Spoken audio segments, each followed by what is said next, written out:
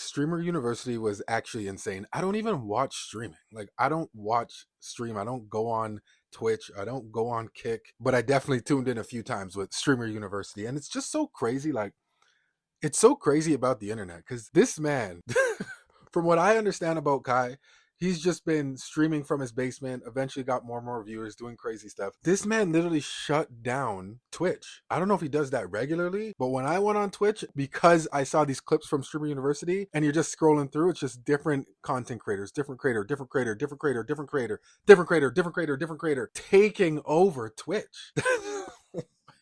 Am I the only person that finds that crazy? That is so crazy to me. I don't know how he came up with the idea. I don't know if he accomplished the goal of what it was he was trying to do, but there was a lot of small creators that for sure had to have got put on because of this.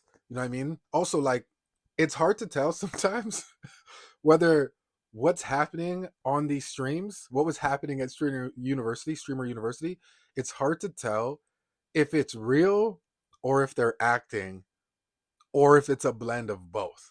Like, it's really hard to tell. So even DDG, like, doing that party and you know, taking everybody off campus when that was one of the rules that they had to not leave campus. Like, do we think that Kai knew about that behind scenes, behind closed doors, or do we think he really was able to orchestrate that, get there before Kai came, shut it down, sent everybody back on campus? Like, it's actually so crazy. And Shorty, what's her name again?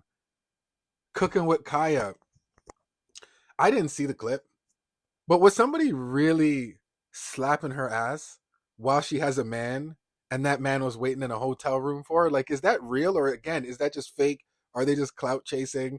I don't even want to call it clout chasing. Are they just being good entertainers? I personally, I can't tell. But Streamer University seems super, super lit. Love to see these black men takeovers. Love to see people getting put on. You know something is super big or super mega when the casual person starts to tune in. The amount of like middle-aged, probably rich white women that I see reacting or commenting on Streamer University, you know you've tapped into the casual fan. And whatever your industry is, if you tap into the casual fan, you know it's grown.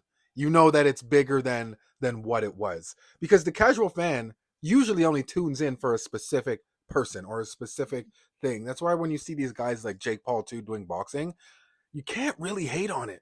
You can't really hate on it because they're bringing casual fans, so you know they're hitting another audience. Because I'm sure people who always watch Twitch or who always watch Kai, they would have been watching Streaming University anyways. But when you start tapping into these other audiences, and I always kind of checked it out, like it was super late at night. So I don't even know what their peak was, but a lot of times it looked like there was 600, 700, 800,000 people watching like all the streamers with Streamer University. That seems like a crazy number or a crazy amount of people. Unless there's a bunch of botting going on, and I don't even know how botting works, but I heard academics talking about that.